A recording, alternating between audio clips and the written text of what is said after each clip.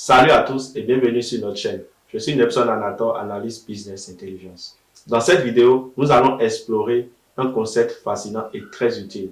Comment la Business Intelligence transforme des données en décisions utiles. Si vous êtes débutant, ne vous inquiétez pas. Nous allons décomposer tout cela étape par étape. Imaginez que vous êtes chef d'entreprise et que vous disposez d'une montagne de données. Des données provenant des ventes, des performances des employés, des feedbacks des clients et bien plus encore. Mais comment transformer toutes ces données en informations utiles? C'est là que la BI entre en jeu. La business intelligence est l'ensemble des outils et des techniques qui permettent d'analyser des données et de générer des rapports de façon claire et intuitive. Pensez à elle comme un détective qui examine chaque indice pour élucider un mystère. En utilisant les outils de la BI, vous pouvez découvrir des tendances cachées, des anomalies ou même des opportunités que vous n'aurez peut-être pas vues autrement. Voici un exemple concret de la manière dont la business intelligence ou BI transforme les données en décisions utiles. Nous nous situons dans un contexte d'une entreprise de vente au détail, précisément de magasins de vente de vêtements. La situation initiale est la suivante. Les dirigeants de cette entreprise cherchent à améliorer leur performance et optimiser leur stock. Et pour cela, ils disposent de plusieurs sources de données provenant des ventes par région. Mais ces dirigeants peinent à exploiter ces données afin d'obtenir des informations consolidées et exploitables, leur permettant ainsi de prendre des décisions éclairées. À partir de 8 étapes, nous allons décortiquer la manière dont la business intelligence permet de transformer les données en informations utiles. Nous supposons que l'entreprise dispose déjà d'un système de gestion de vente et des systèmes de gestion qui leur permettent de gérer les inventaires. La première étape est la phase de collecte de données.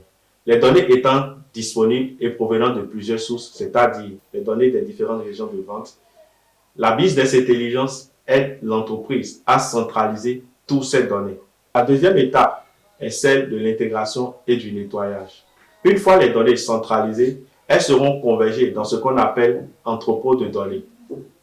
Le nettoyage de données interviendra à ce niveau pour pouvoir supprimer les doublons qui peuvent exister dans nos bases de données, corriger les anomalies qui peuvent y figurer et harmoniser les données au même type de format. La troisième étape est celle de l'analyse des données. Grâce à des outils spécifiques de la BI, l'entreprise peut déjà dégager trois tendances majeures pour notre cas. La première tendance est l'analyse des ventes. Il s'agit d'identifier les produits les plus vendus par région. La deuxième tendance est l'analyse des stocks. Quel est l'écart entre le niveau de stock prévu et le niveau de stock réel? Et enfin, l'analyse des retours. L'entreprise pourra identifier quels sont les produits qui sont le plus retournés par les clients et pourquoi. La quatrième étape est celle de la visualisation des données. L'entreprise à ce niveau doit présenter les résultats sous forme de tableaux de bord personnalisés, intuitifs et clairs. Faisant suite à nos trois tendances dégagées à partir de nos données, l'entreprise doit d'abord, dans un premier temps, générer un tableau de bord de vente. Ceci leur permettra d'identifier les performances des ventes par région, par produit et par année. Le deuxième type de tableau que l'entreprise doit générer absolument est le tableau des stocks. Cela leur permettra de pouvoir identifier le niveau des stocks et les prévisions de rupture de stock. Et enfin, le troisième type de tableau est le tableau satisfaction client. À travers ce tableau, l'entreprise recueille les avis des clients et a des tendances disponibles sur la satisfaction de la clientèle. La cinquième étape est celle du reporting.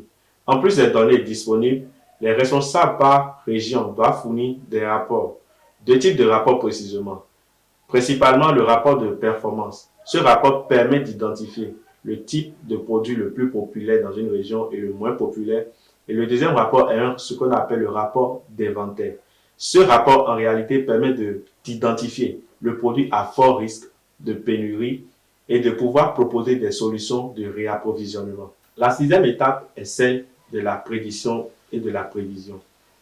À partir des données disponibles, l'entreprise doit utiliser des outils de la BI pour faire des prévisions. C'est-à-dire, des données disponibles prévoient le niveau de vente dans les prochaines années, anticiper sur les tendances à venir ou les saisons à venir, afin de pouvoir optimiser leur stock et de pouvoir cibler des produits pour leur promotion. La septième étape est celle de la prise de décision. Avec ces informations précieuses, l'entreprise peut donc optimiser ses stocks, c'est-à-dire ajuster le niveau de stock pour éviter les pénuries ou les excès de stock qui sont parfois coûteuses. L'entreprise peut aussi faire le ciblage des produits qui sont le plus vendus par région. Ainsi, donc, faire la promotion de ces produits qui sont le plus vendus pour pouvoir maximiser encore plus le chiffre d'affaires. Et la dernière étape est celle de l'amélioration de l'expérience client.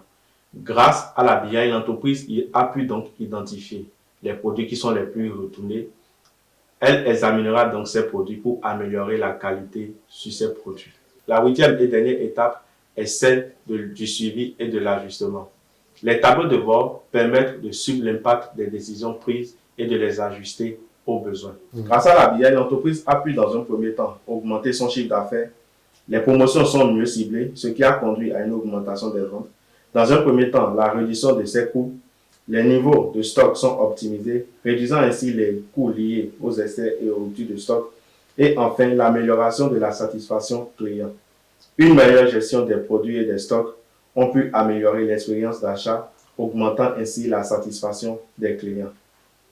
Ce cas concret montre comment l'entreprise, grâce à la BI, a pu transformer des données disparates en informations utiles et cohérentes, les aidant dans leur prise de décision. Voilà, maintenant vous savez comment la business intelligence peut transformer des données disparates en informations utiles et exploitables. Dans nos prochaines vidéos, nous allons aller plus en profondeur, vous montrant des tutoriels pratiques sur les outils de la BI permettant de réaliser cette performance. Alors, abonnez-vous à notre chaîne pour plus de contenu sur la business intelligence et la visualisation de données. Activez la cloche de notification pour ne rien rater de nos prochaines vidéos. Mettez un pouce bleu et partagez le lien de cette vidéo avec votre entourage. Et à très bientôt pour de nouvelles découvertes.